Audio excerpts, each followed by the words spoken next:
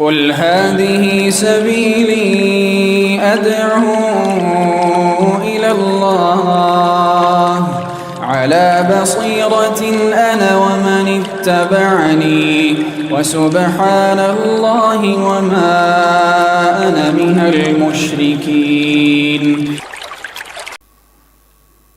بسم الله الرحمن الرحيم. السلام عليكم warahmatullahi wabarakatuh.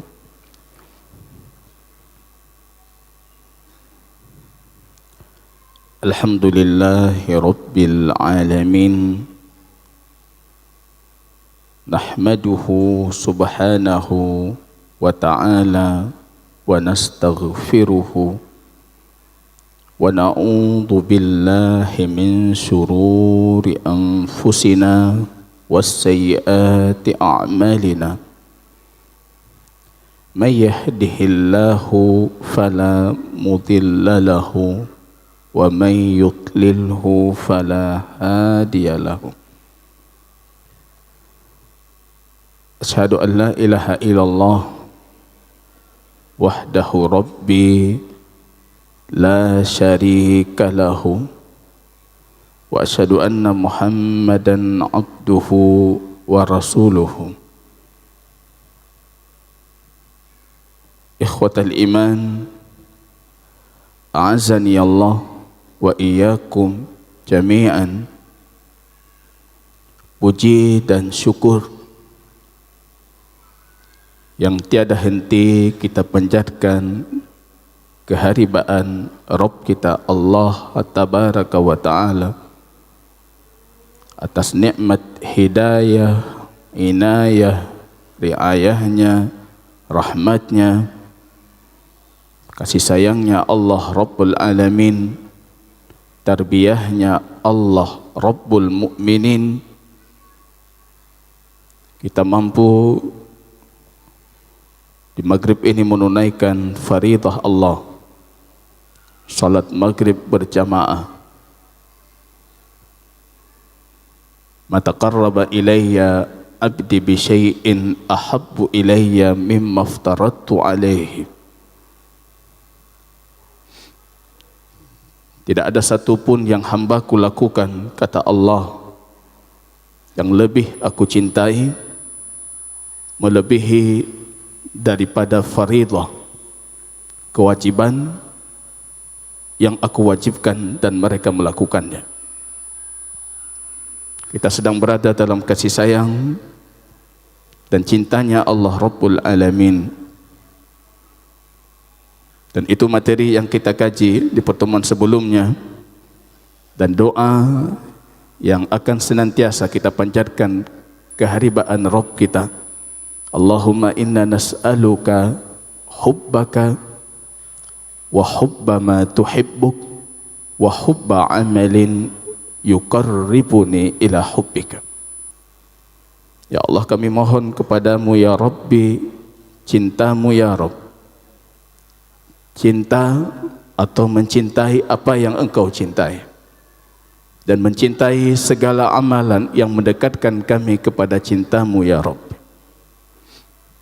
Jamaah kaum muslimin rahimani wa rahimakumullahu ta'ala, jika sekiranya yang kita lakukan dari faridah yang baru kita tunaikan itu ikhlas, hanya mencari wajah Allah Subhanahu wa Ta'ala, maka sepatutnya di hari-hari yang seperti ini kita menjadikan amal saleh yang ikhlas karena Allah itu sebagai media, sebagai perantara untuk kita berdoa kepada Allah Subhanahu wa Ta'ala.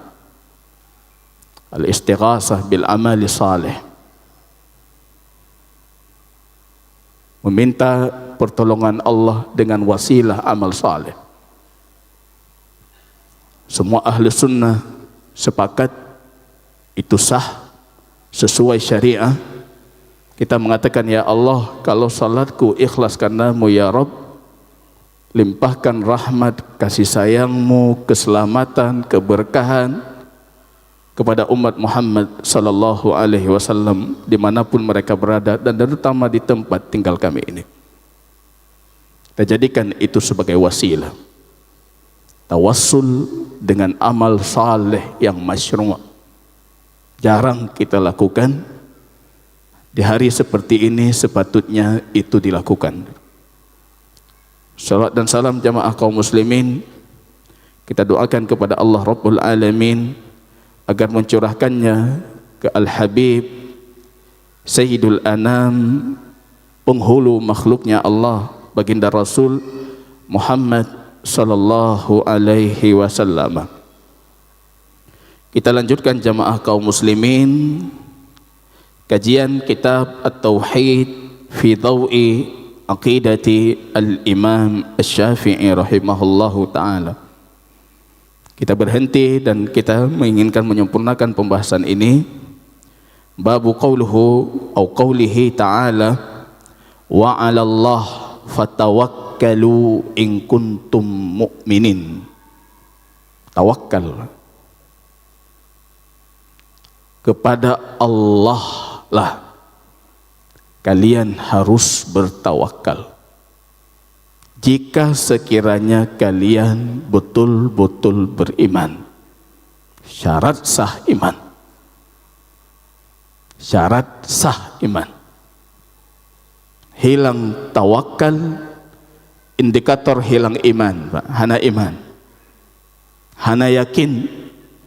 Dan tawakal itu asasnya al-yakin bi Rabbil Alamin, yakin terhadap Allah Subhanahu wa ta'ala. Tawakal jamaah kaum muslimin yang kami sebutkan di pertemuan sebelumnya sebagai jannatullah fil ardi, surga Allah di muka bumi.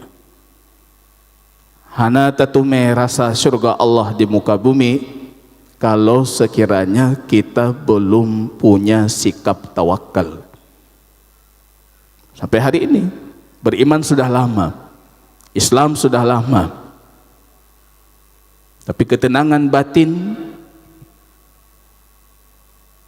tidak pernah kita rasakan, Pak.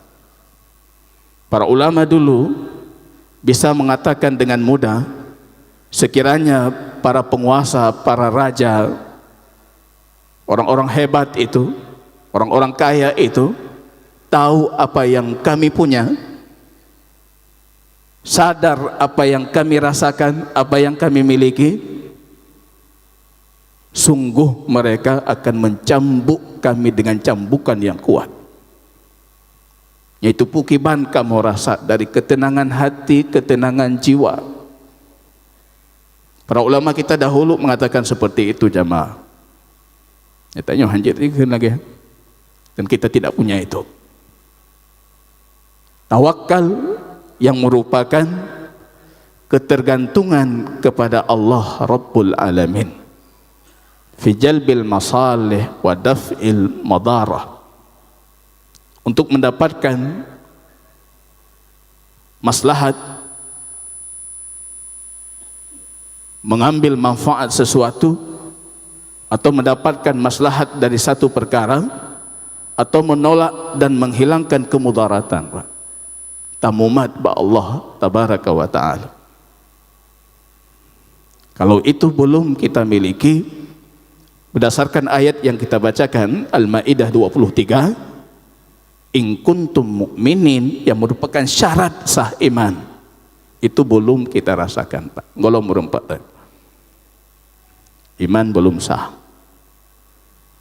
Jadi kalau kita merujuk ke ayat yang lain, waqala Musa ya qaumi in kuntum amantum billah. Musa mengatakan kepada kaumnya, ya qaumi, wahai kaumku, in kuntum amantum billah fa alaihi tawakkalu in kuntum muslimin. Maka bertawakallah kalian kepada Allah, menggantung pada Allah. Kalau sekiranya kalian beriman kepada Allah, dan di akhir ditutupi lagi, kalau sekiranya kalian muslim. Muslim artinya berserah diri, patuh tunduk, berserah diri. In kuntum muslimin.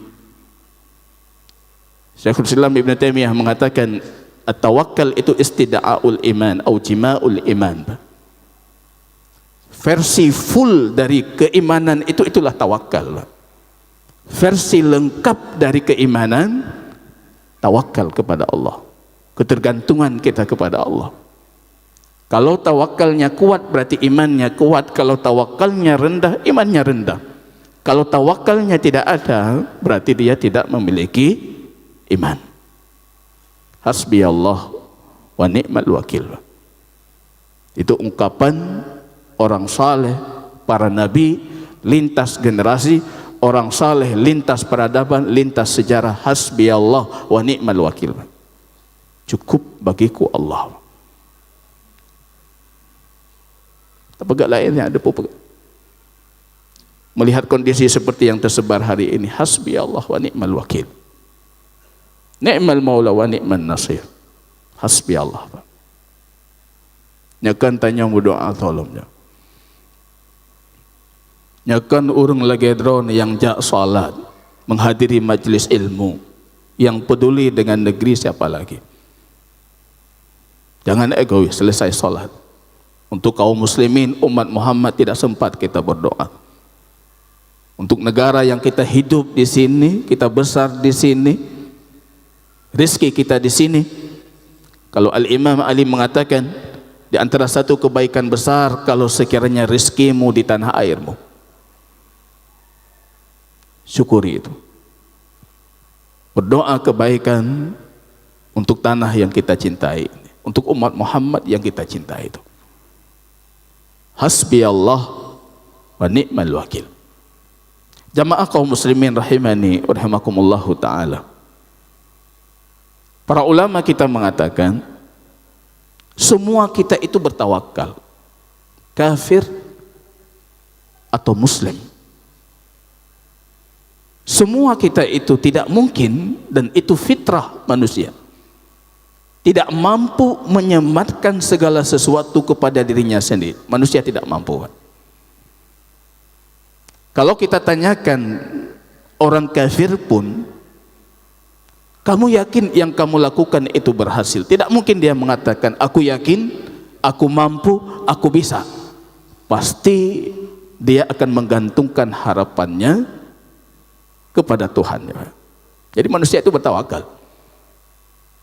Tapi bukan itu tujuan kita duduk malam ini. Bukan itu yang ingin kita tanamkan. Tapi yang ingin kita tanamkan, yang disebutkan oleh Rasul, haqqa tawakkuli. Sebenar-benarnya tawakal. Nyo yang hana Pak. Lau tawakkaltum 'ala Allahi haqqa tawakkuli. Kalau kalian bertawakal kepada Allah haqqa tawakkuli, dengan sebenar-benar tawakal, Pak. Itu tujuan kita hadir malam ini, untuk mengetahui haqqa tawakkuli itu seperti apa. Di pertemuan yang lalu sudah saya bacakan pendahuluan dari hadis Umar ibn Khattab. Lau tawakkaltum 'ala Allahi haqqa tawakkulihi la razaqakum kama turzaqut tayru atau yurzaqut tayru. Itu perawinya Umar, Pak. Nyahanturi Umar payah baca sa Umar. Kalau bicara tentang tawakal, Umar pintunya itu. Kadang-kala kita kurang mampu atau kurang mau menerima informasi ketika kita lihat orangnya. Nyo sigamnyan pegah. Tapatihan. Tapi ketika yang berbicara tentang tawakal itu Umar ibnul Khattab, han mungkin han tapatih.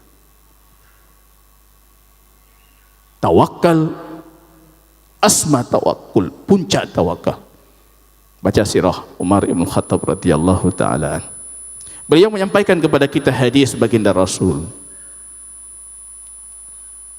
Lau kuntum tawakkaltum 'ala Allahi haqqa tawakkulihi. Kalau sekiranya. Lau itu kalau bahasa Arabnya harfu imtina'in limtina'. Sesuatu tidak terjadi, tidak ada, karena suatu itu tidak ada. Ini tidak dapat karena yang itu tidak ada, Pak. Itu lau. Jadi kepegahan Nabi baik galak lau. Lau itu membuka pintu syaitan. Kalau ini kalau Allah kasih rezeki, insya Allah saya jaga salat Ustaz. Kalau Pak, pajan kalau golong kalau kamu meninggal, Pak. Lau pintu syaitan. Harfu imtina, limtina. Kalau sekiranya kalian bertawakal kepada Allah dengan sebenar-benar tawakal, la razaqakum kama yurzaqut tayr. Kalian akan diberikan rezeki seperti burung diberikan rezeki. Ini yang banyak jamaah lupa atau tidak sadar, banyak intelektual di luar yang ingin menghilangkan bab tawakal dari kurikulum pendidikan akidah kita, karena beranggapan tawakal itulah penyebab orang bermalas-malasan mencari rezeki. Gaduh tawakal. Ini kaidah pertama yang harus kita sadar. Rezeki itu pintu pertamanya tawakal. La razaqakum, Allah akan pasti memberikan kalian rezeki seperti diberikan kepada burung itu rezeki. Tapi syaratnya tadi haqqa tawakkuli, tawakal yang betul, tawakal yang sebenar-benarnya tawakal. Kama yurzaqut tayr. Lebih contoh binatang yang paling halu, paling ubud, paling lemah, burung. Nganak batai sini meninggal burung. Kalau Rasul kasih contoh harimau, singa, mungkin Anda mengatakan rimung, pasti na rezeki, pasti na makanan. Tapi ini burung, Bang. Kalau dalam rantai makanan pelajaran biologi, nyosik makanan tumpu binatang, Bang. Bertanya kita baju. Dengan lemahnya, dengan fisiknya. Tapi Allah mengatakan kalau kalian bertawakal dengan tawakal yang benar, kalian akan diberikan rezeki seperti burung tadi. Apa yang dilakukan burung ini jamaah? Yaghdu khimasan. Yaghdu itu berangkat di waktu ghada, menjelang terbit matahari terbang dia. Dia pergi. Hampir tidak ada manusia hari ini yang pergi keluar tanpa sebab. Tidak ada, karena kita tidak punya tawakul seperti burung. Banyak yang pengangguran di antara kita, ketika dia jadi pengangguran, ibu nanjunya kaum rebahan, karena buti uro bengah. Padahal Allah mengatakan, kalau kalian betul-betul bertawakal, yaghdu, cukup keluar dari rumah saja, rezeki datang. Itu biar support rezeki datang.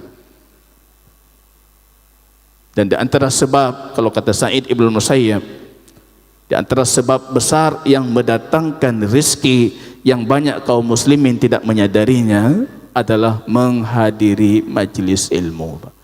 Athaina majlis ilmi najah tapi Pak, rezeki terus. Sa'id Ibn Musayyab mengatakan, ketika aku pengangguran, ban kahanabut, ya tetap patna majlis ilmi. Karena yang hadir di majlis seperti ini itu bukan sembarangan orang. Orang-orang baik. Dan mayoritas orang-orang nabut. Dan banyak yang mencari pekerja, orang-orang saleh. Plus kita dapat menghadirkan majlis ilmu seperti ini, bud merempak, toke atau tuannya orang saleh, Pak, orang gad, Pak. Ini pegah di luar, zona pengangguran ini jak kenal. Ini bentuk ketawakalan kita kepada Allah Rabbul Alamin. Yaghdu harus ikhtiar, Pak. Ada seorang tokoh sufi dulu ketika mendefinisikan tawakal, beliau mengatakan khal'ul arbab, tinggalkan semua Tuhan, sisakan hanya Allah Rabbul Alamin, wa qat'ul asbab, putuslah semua sebab. Itulah tawakal. Musapu baik pubut duk dengan zikir mata. Bukan seperti itu konsep Rasul. Makanya mukmin itu tawakal yang hak tawakkuli, dia makin gigih bekerja, makin kuat ikhtiar. Karena ketika dia bertawakal tanpa ikhtiar, dia sudah mengkhianati Rasulullah. Orang tawakal ikhtiar hana, Anda mengkhianati Rasulullah. Rasul dulu dingejek di dalam Al-Quran oleh kafir Quraisy karena beliau berkeliling di pasar. Kenapa Nabi dikirim ke kami itu yang putar-putar di pasarnya? Kejitnya Nabi. Berikhtiar Rasulullah.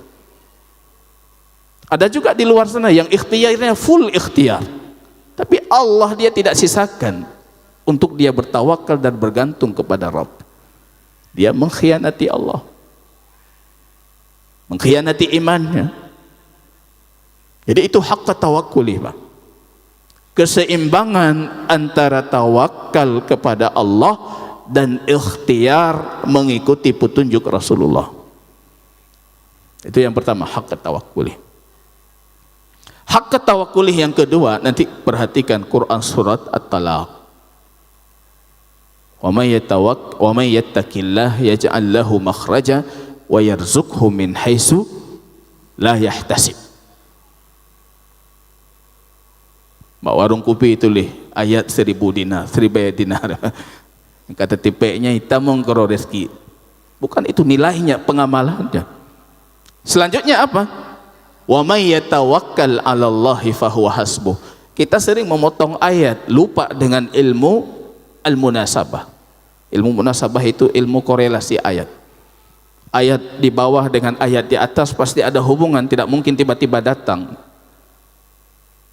Allah mengatakan tawakal setelah takwa, karena hak tawakkuli, tawakal yang sebenar-benar tawakal itu ketika sudah melakukan perintah Allah secara sempurna. Tawakal Allah telefon, Pak.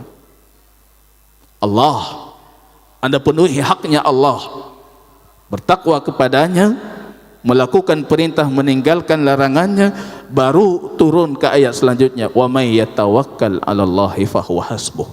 Orang beriman akan mengatakan cukup bagiku Allah, hasbi Allah. Maka di sini kita perhatikan penulisnya melanjutkan hadis Al-Imam Ibnu Abbas radhiyallahu taala anhuma qaal hasbunallah wa ni'mal wakil. Ibnu Abbas mufassir yang didoakan oleh baginda Rasul, beliau mengatakan hasbi Allah wa ni'mal wakil. Ali Imran ayat 173, qalaha Ibrahim hina ulqiya finnar. Itu yang dikatakan Nabiullah Ibrahim ketika dilempar ke dalam api. Sebab bisa tidak berfungsi kalau Allah Rabbul Alamin menghendaki. Tawakal, Pak. Sebab bisa mati dan bisa tidak berfungsi. Mana api yang tidak panas? Nah, apa yang hana su'um? Tidak ada. Tapi ketika kalimat itu dikatakan Ibrahim, hasbi Allah wa ni'mal wakil, raja api, pemilik api, pencipta api mengatakan, ya naru kuni bardan wa salaman ala Ibrahim. Wahai api, jadilah dingin. Ini ayat ini dimasukkan ke kepala kita. Ya naru kuni bardan. Dan dengar ceramah tungku aja. Ya naru kuni bardan. Wahai api, belepi. Getamah li tungkunya, getamah kerau. Mandum api yang nateh muka bumi lepi. Ya naru kuni bardan. Mandum api lepi. Long tanya mbak murid lo pernah bahasa Arab. Betul ke apa? Pandai betul Ustaz. Kalau Allah mengatakan ya naran tanwin fathatin nyan mandum apoi lebih. Tapi ketika Allah mengatakan ya naru, cuma api itu saja yang dingin, Pak. Dan di situ letak mukjizatnya. Menyemandum lebih hana mukjizat Ibrahim. Ketika yang lebih cuma api Ibrahim, Pak. Jadi sebab itu bisa hilang kalau Allah Rabbul Alamin menghendaki. Ibnu Abbas mengatakan, dan kalimat ini yang dikatakan oleh Rasul kita, wa qalaha Muhammadun sallallahu alaihi wasallam hina qalu lahu, ketika orang-orang berkata kepada Muhammad, kaum munafikin mengatakan innan nas qad jama'u lakum fakhshawhum. Itu ketika perang Ahzab, perang sekutu, orang kafir bersekutu itu tidak kurang 10.000 lebih pasukan kafir dari bangsa-bangsa Arab itu datang mengepung Madinah. Orang munafikin mempanas-panasi, mengkompor-kompori, provokator di tengah umat Muhammad. Mereka mengatakan fakhshawhum ya Rasulullah, wahai pengikut Muhammad, takutlah itu orang sudah berkumpul tuh, menyerah aja. Makin mereka panas-panasin, makin bertambah imannya Rasul. Fazadahum imana wa qalu hasbunallah wa ni'mal wakil. Natom takhin lamudi Pak, hasbiyallah wa ni'mal wakil. Rab hantom, bibi tanya urang rab hantom. Nyana masalah ki Bang, pergi ke rojo. Berat tak memang cari tempat lain. Ada yang mencari jalur yang haram, dia lupa kalau Rabbnya di atas segalanya. Hasbiyallah wa ni'mal wakil. Cukup bagiku Allah. Ini kalimat orang saleh, Pak. Ketergantungan dia kepada Allah Rabbul Alamin. Para sahabat ridwanullahu ta'ala alaihim, jangankan untuk perkara besar, untuk perkara kecil pun mereka meminta kepada Allah. Ibnu Mas'ud mengatakan kalau salah satu dari mereka itu menaiki tunggangannya, tiba-tiba cambuknya jatuh ke tanah, dia akan meminta dulu kepada Allah, berdoa kepada Allah, ya Allah, nabilung kekuatan, nabilung kemampuan, biar aku bisa mengambil cambukku. Tawakalnya di level itu. Allah sekali. Jadi kenapa kita rusak sekarang? Karena Allah tidak terlibat. Dalam satu hadis, baginda Rasul mengatakan, Allah melimpahkan kepada dirinya. Fawakkalahu ila nafsihi. Allah mewakilkan dan menjadikan dia bertawakal kepada dirinya. Gufulih wa'ro, puput juga roda. Itu puncak dari khidlan, puncak dari kehinaan dari Allah Rabbul Alamin. Ketika Allah mengatakan, kamu urus dirimu sendiri. Iron pikir keron itu. Kenapa? Karena Allah tidak kita libatkan. Padahal jamaah ini kalau kita membaca indeks Quran, perintah paling banyak dalam Al-Quran itu perintah tauhid. Nomor 2 perintah tawakal. Itu nomor 2 deh. Padahal tawakal ini masuk ke tauhid, Pak. Maka saya bisa mengatakan perintah paling banyak dalam Quran itu perintah bertawakal. Karena semua perintah tauhid masuk di dalamnya tawakal. Dan itu perintah paling banyak, Pak. Ini kalau bahasa sederhananya, sepertinya Allah Rabbul Alamin mengatakan, kalian bergantung kepada aku, bergantung mbak lu. Kita enggak mau, Pak. Kita tidak mau. Akhirnya menggantungkan segalanya kepada sebab, menggantungkan segalanya kepada diri kita sendiri, dan ketika kita gagal baru kita salahkan Allah. Ya Allah, dia hana gebantulung, Pak. Wa ujung baru dapat salah Allah. Allah hana gebantulung. Allah kijit menolongin lu. Allah kenapa seperti ini? Dari awal mana kita dengan Allah Rabbul Alamin? Allah tidak kita libatkan. Yang paling berat di dunia ini bagi kita ayah apa? Mendidik anak, Pak. Yang paling berat bagi fitro ayah apa? Mendidik anak. Ini hati-hati jamaah, kalau sekiranya di bab mendidik anak pun Allah tidak terlibat, nyanpreh, itu tunggu. Ada masa kita akan sangat kecewa. Kecewa sekali. Baru ujung tersetar, Allah mana Allah? Allah mana?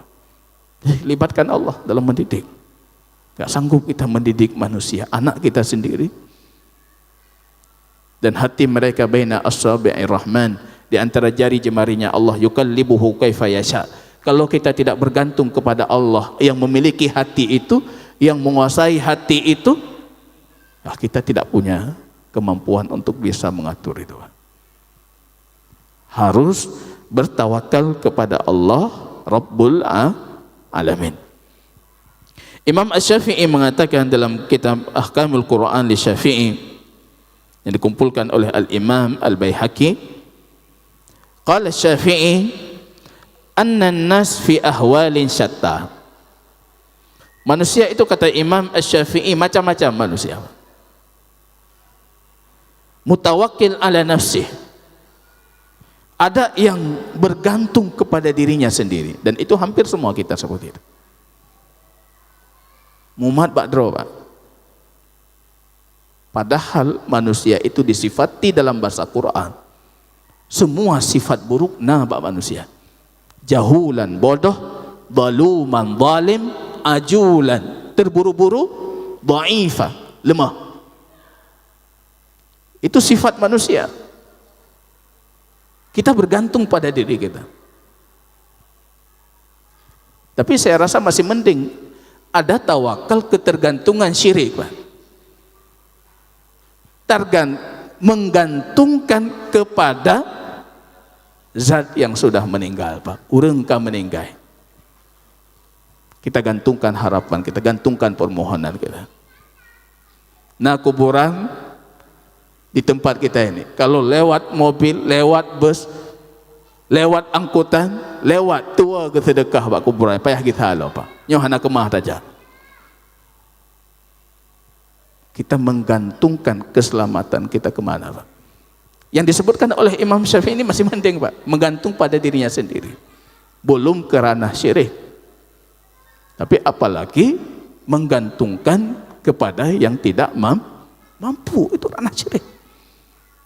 Harus qadir, hayyun, hadir. Syarat boleh kita menggantungkan kepada makhluk, ketergantungan biasa, kebutuhan duniawi, dirinya hidup, dirinya hadir, dan dirinya mampu. Imam Syafi'i mengatakan, ada manusia yang bergantung kepada dirinya, ada juga yang bergantung kepada hartanya. Nah, orang lagi yang apa? Ketika dia dapat masalah, dia mengatakan, mudahnya lung napeng. Napu ya, jaju. Ayah napeng. Ketergantungannya kepada hartanya. Au ala zar'ihi, kepada kebun ladangnya, au ala sultanihi, kepada kekuatan dan kekuasaannya, au ala atiyatin nas, wal iyadzu billah. Dan sebagian kaum muslimin, kalau mereka susah, semoga Allah mudahkan, yang menggantungkan dirinya kepada pemberian manusia. Preh ba urang saja. Kita sawal, minta-minta kepada manusia. Diancam dalam hadis oleh baginda Rasul, secara undang-undang pun itu sudah dipersalahkan. Pak lampu merah le urung laki, makin urung makin ramai, Pak. Dibangkitkan di hari kiamat dalam kondisi mukanya tanpa daging, kata Rasul sallallahu wasallamuhu alaihi. Beliau mengatakan, wa kull mustanidin ila hayyin yamut aw ala syai'in yafna. Yang perlu kalian ketahui, kata Al-Imam Asy-Syafi'i, semua yang kalian bergantung kepada selain Allah tersebut, itu zat yang akan mati. Mati, enggak mampu dia. Zat yang tidak penyampunya, tidak memiliki kemampuan mutlak, enggak sanggup. Atau kadang dia sanggup, dia dalam kondisi hidup tapi dia tidak mau. Atau dia memang tidak menyayangi kita dan peduli dengan kita sehingga mau membantu kita, Pak. Yang punya semua sifat itu adalah Allah Rabbul Alamin. Sejatinya kepadanya kita bertawakal. Yang peduli siapa? Allah. Yang sayang dengan kita siapa? Allah. Yang mampu, yang ilmunya ilmu mutlak, kemampuannya mutlak, kekuatannya mutlak, Allah. Pemilik hidayah yang bisa mengarahkan kita kepada kebaikan dan mencintai mengarahkan hambanya kepada kebaikan, itu Allah. Segala itu adalah alasan kenapa kita bertawakal kepada Allah. Kalau tidak, kata beliau, yang kita bergantung kepada selain Allah itu zat yang akan mati atau sesuatu yang akan fana. Yushiku ayang qati'a bihi, dan dikhawatirkan tempat ketergantungannya itu justru yang akan mengkhianatinya. Tamu mat ba urung pa ifuluh leuh. Kita menggantungkan diri kita dengan harta kita, hilang hartanya. Menggantungkan dengan kedudukan kita, hilang kedudukannya, Pak. Yang qati'anhu, kata Imam Syafi'i, terlepas dari fanazzahallahu nabiyahu, Allah ingin menyucikan nabinya sallallahu alaihi wasallam, wa amarahu ayyatawakkala 'alal hayyil ladzi la yamut, dan Allah perintahkan nabinya untuk berpegang hanya kepadanya. Jamaah kaum muslimin rahimani wa rahimakumullah, kita tutupi materinya. Tawakal dengan ikhtiar, Pak. 3 jenis, kata Imam Ibnu Rajab, amalan anak Adam.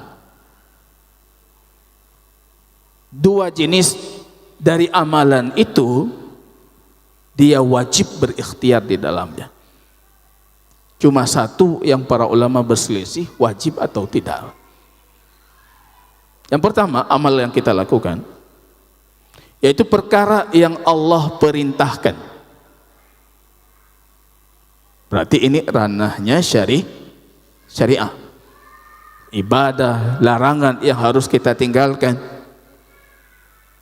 itu ikhtiar di dalamnya wajib. Cacat yang mengatakan tanpa ikhtiar, Ahlus Sunnah tidak menerima itu. Perkara maksiat tidak boleh kita menggantungkan itu dengan tawakal padanya. Allah tulis lagi, hancur. Perkara ibadah, melepaskan diri kepada Allah Subhanahu wa taala tanpa ikhtiar, haram. Dan itu menjadi alasan sah Allah mengazab hamba-hambanya. Yang kedua, perkara yang berkaitan dengan hukum alami dan itu berefek untuk manusia, seperti makan untuk yang lapar, minum untuk yang dahaga, itu wajib, Pak. Kalau kita memaksa diri kita untuk meninggalkan makan dan memudaratkan tubuh kita, kita berdosa. Itu ijma' para ulama. Para ulama cuma berselisih untuk perkara yang sebab musababnya itu tidak pasti, seperti berobat ketika sakit. Kalau menurut Imam Ahmad rahimahullah, berobat ketika sakit, Anda bertawakal kepada Allah, tidak mau berobat, kata beliau, sah-sah saja. Karena obat itu menyembuhkan tidak pasti. Walaupun jumhur para ulama juga mengatakan harus berobat. Tapi kalau kita merujuk sirahnya baginda Rasul, di penghujung hayatnya baginda Rasul, ketika para istrinya memaksa beliau untuk minum obat, marah baginda Rasul. Kenapa kalian seperti wanita-wanita Nabiullah Yusuf yang suka membangkang gitu. Obat itu pahit, kata Rasul, dan aku tidak menyukai menjumpai Allah dengan obat-obat seperti itu. Hendak temjib oleh Rasulullah. Waktu rubah Rasul dipaksa oleh para istrinya, marah sekali baginda Rasul. Itu yang menjadikan dalil sebagian para ulama menafikan atau mengizinkan tanpa mengambil sebab obat ketika sakit. Tapi mayoritas tidak boleh. Tetap harus mengambil dan berikhtiar berobat. Wallahu ta'ala a'lam bisawab. Semoga Allah berkahi. Subhanakallahumma wa bihamdika asyhadu an la ilaha illa anta astaghfiruka wa atubu ilaik. Assalamualaikum warahmatullahi wabarakatuh.